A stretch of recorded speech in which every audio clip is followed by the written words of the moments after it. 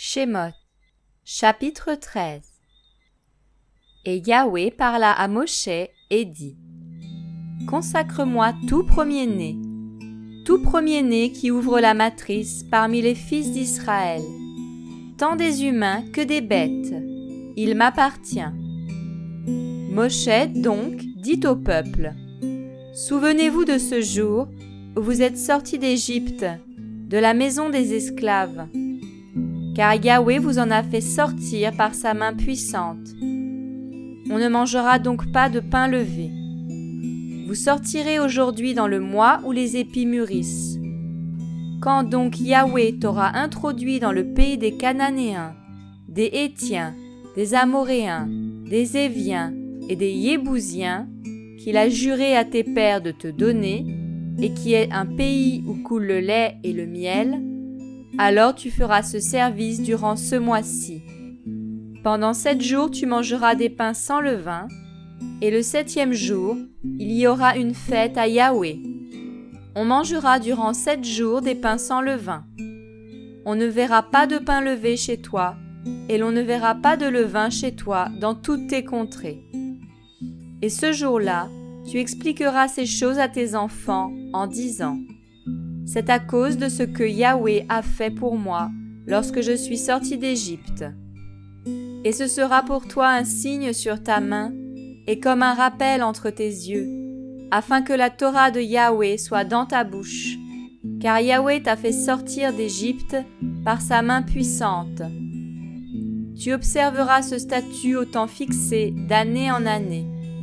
Et quand Yahweh t'aura introduit dans le pays des Cananéens, selon qu'il a juré à toi et à tes pères, et qu'il te l'aura donné, tu consacreras à Yahweh tout premier-né qui ouvre la matrice, même tout premier-né des animaux que tu auras. Les mâles appartiendront à Yahweh. Et tu rachèteras avec un agneau ou un chevreau tout premier-né de l'ânesse, et si tu ne le rachètes pas, tu lui briseras la nuque.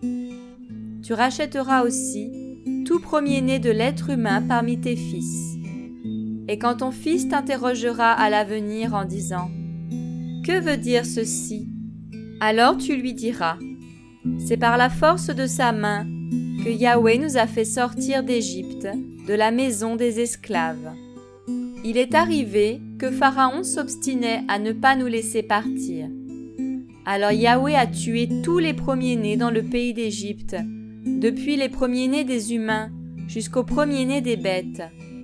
Voilà pourquoi je sacrifie à Yahweh tout premier-né mâle qui ouvre la matrice, et je rachète tout premier-né de mes fils. Ce sera pour toi un signe sur ta main, un fronteau entre tes yeux, car c'est par la force de sa main que Yahweh nous a fait sortir d'Égypte. Or, lorsque Pharaon laissa partir le peuple, Élohim ne les conduisit pas par le chemin du pays des Philistins, qui était pourtant le plus proche. Élohim se dit en effet : De peur que le peuple ne se repente quand ils verront la guerre et qu'ils ne retournent en Égypte. Mais Élohim fit tourner le peuple par le chemin du désert, vers la mer Rouge. Ainsi, les enfants d'Israël montèrent en armes hors du pays d'Égypte. Et Moshe prit avec lui les ossements de Yosef, parce que Yosef avait fait jurer. Il avait fait jurer les enfants d'Israël en leur disant : Élohim vous visitera, il vous visitera, et vous ferez monter d'ici mes ossements avec vous. Et ils partirent de Sukkot et campèrent à Étam, qui est à l'extrémité du désert. Et Yahweh marchait devant eux, le jour dans une colonne de nuée pour les conduire par le chemin, et la nuit dans une colonne de feu pour les éclairer, afin qu'ils marchent jour et nuit. Et il ne retira pas la colonne de nuée le jour, ni la colonne de feu la nuit, de devant le peuple.